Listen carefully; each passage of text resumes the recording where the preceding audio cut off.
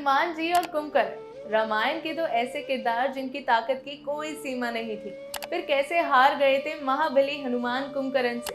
इसके पीछे की कथा और रहस्य को जानेंगे हम तथास्तु के इस एपिसोड में। पर वीडियो में आगे बढ़ने से पहले हमारे चैनल को सब्सक्राइब करना मत भूलिएगा। रामायण का वो भाग जब रावण ने अपने भाई कुंभकर्ण को राम जी की सेना से युद्ध करने के लिए भेजा था, हमें इस रहस्य की पीछे की कथा को बताता है। रावण को अपने भाई को जगाने में महीनों लग गए थे। फिर जब कुंभकर्ण युद्ध मैदान में पहुंचे तो उन्होंने संकट मोचन हनुमान के सामने एक ऐसी शर्त रख दी कि उनको हार माननी ही पड़ी। असल में जब लंका में राम जी और रावण के बीच हो रहा युद्ध अपनी चरम सीमा पर था और रावण को ये आभास होने लगा कि राम जी की सेना से लड़ना सरल नहीं, तब उन्होंने अपने भाई कुंभकर्ण को जगाने का निर्णय लिया। कुंभकर्ण, जिनको ब्रह्मदेव से ये वरदान प्राप्त हुआ था कि वो 6 महीने तक जागते रहेंगे और 6 महीने तक सोते रहेंगे, उनकी ताकत की कोई सीमा नहीं थी। जब कुंभकर्ण को नींद से जगाया गया और उन्हें ये पूरी कथा सुनाई गई, तब उन्होंने रावण को उनके कुकर्मों के लिए खरी खोटी भी सुनाई, पर भाई होने के नाते वो मदद करने को तैयार हो गए और राम जी की सेना से युद्ध करने के लिए चल पड़े। जब कुंभकर्ण युद्ध भूमि में पहुंचे तो उनका विशाल शरीर देखकर युद्ध भूमि में अफरा तफरी मच गई। कुंभकर्ण किसी और से नहीं बल्कि सिर्फ श्री राम से युद्ध करने का निश्चय करके आए थे।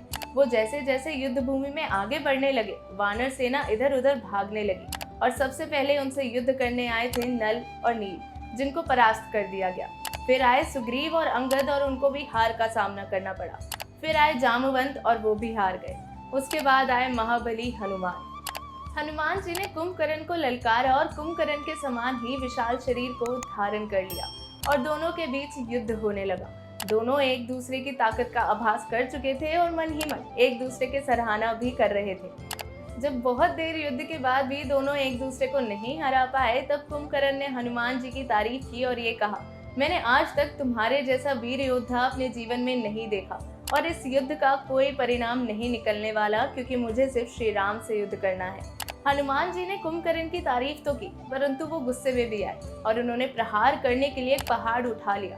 तब कुंभकर्ण ने हनुमान जी से ये कहा कि अगर मैं इस पहाड़ से जरा सा भी टस से मस नहीं हुआ तो तुम रणभूमि को छोड़ दोगे और मुझे सीधा श्री राम से युद्ध करने दोगे। हनुमान जी ने कुंभकर्ण की इस शर्त को मान लिया और जैसे ही हनुमान जी ने उस पहाड़ का प्रहार कुंभकर्ण पे किया तो कुंभकर्ण जरा सा भी नहीं हिला और हनुमान जी कहे अनुसार अपनी हार को मान गए और युद्ध भूमि से पीछे हट गए, क्योंकि उन्हें यह आभास हो गया था कि कुंभकर्ण को केवल श्री राम ही हरा सकते हैं। फिर श्री राम जी और लक्ष्मण दोनों कुंभकर्ण के कहे अनुसार वहां युद्ध करने के लिए आए और युद्ध करने लगे। उसके बाद श्री राम द्वारा कुंभकर्ण के वध संभव हुआ और वो परम लोक को प्राप्त हो गए। तो दोस्तों, ये थी कथा हनुमान जी की कुंभकर्ण से पराजय की। अगर आपको ये वीडियो पसंद आई हो तो वीडियो को लाइक, शेयर और चैनल को सब्सक्राइब करना मत भूलिएगा। मिलूंगी आपसे नेक्स्ट वीडियो में, तब तक टेक केयर।